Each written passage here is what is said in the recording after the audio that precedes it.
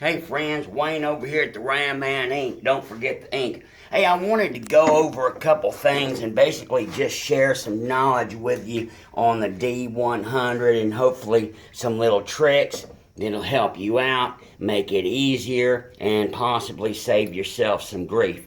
So, with the steering studs coming in from the reverse, it basically makes this thing possible. And so we've got to mount our plate, and of course we just use the two upper bolts and just bolt our plate right on, and then basically we've got to drill and tap these screws. And here's an example right here.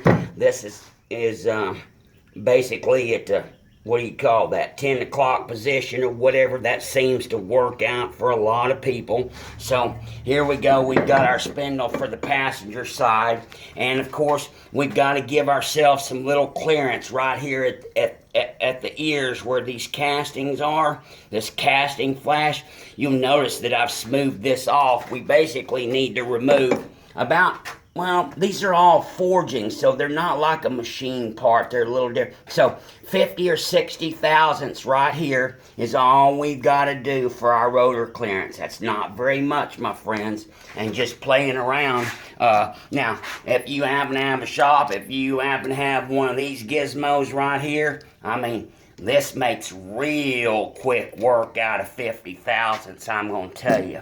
Something like this, if you've just got you a little drum sander or whatever, that'll do the job. Hell, even a drill with a gray or pink stone will do the job. It's not that big a deal. And for fun, my old man was really old school. I did it just to see if it could be done, because some people don't have anything. And with a good cross-cut file, I did one of these right here in approximately 8 minutes. Getting after it, I got it prepped in 8 minutes with a file. So, not a super huge mission. So that's what we need to do for rotor clearance on the inside. So here's our plate. And here's some more tricks. Of course, part of the assembly is the bearing spacer to move the bearing out. And here's our bearing spacer. And of course it slides on right here. Hopefully it'll slide on. And she did slide on. And I'll tell you something. Like, see, that one's got a big old gouge.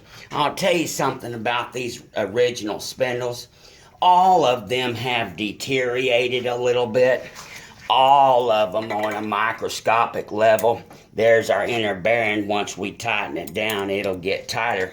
But I'm going to tell you an old trick that they used to use in the old days, and it had to do with machining clearances, and things weren't always dead on. And my old man told me about it when I was 8 or 10 years old. It's called peening spindles. And it's how to correct for, wear and tear or spun bearing or whatever. But it's real easy to do, and it doesn't take any work, and it gives yourself some peace of mind that your bearing's really going to be set on there. So we take a really good punch and a little hammer, and we can literally peen where the bearing's going to go. We just make us a little indentation. And of course, on a microscopic level, it just forms a little deal kind of like a volcano.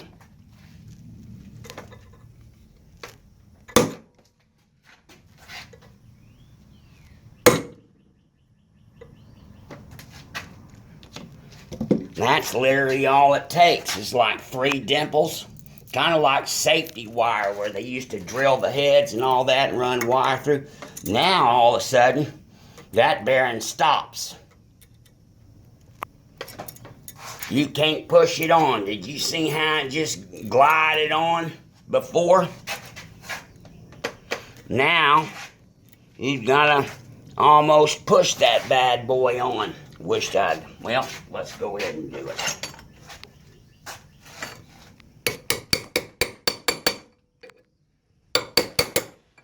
Now, that's what we had to do. Now, my friends, you can bet your sweet ass that that bearing ain't going anywhere. And it was that easy. That bearing is set. And that bearing's there for good. All right, let's throw on our rotor.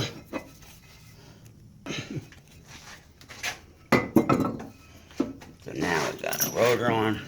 Let's put our outside bearing on. Spindle washer. Spindle nut.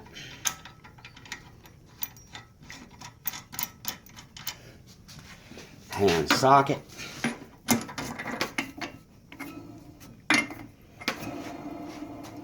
There you go, my friends. There she is, and there's our rotor clearance right there against the spindle ears. So, there you go. One last little thing. These right here were the original steering stops right here, and just so you've got enough clearance on a couple of these, you may have to remove the steering stops. Of course, they just unscrew. This is another one that just unscrewed, and you won't need them anymore anyway, because you've got the calipers and stuff, and the calipers will let you know.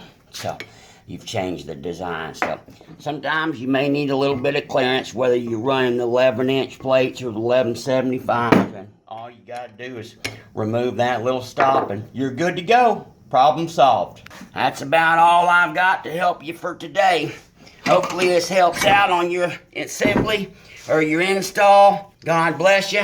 God bless America. And happy Mopar.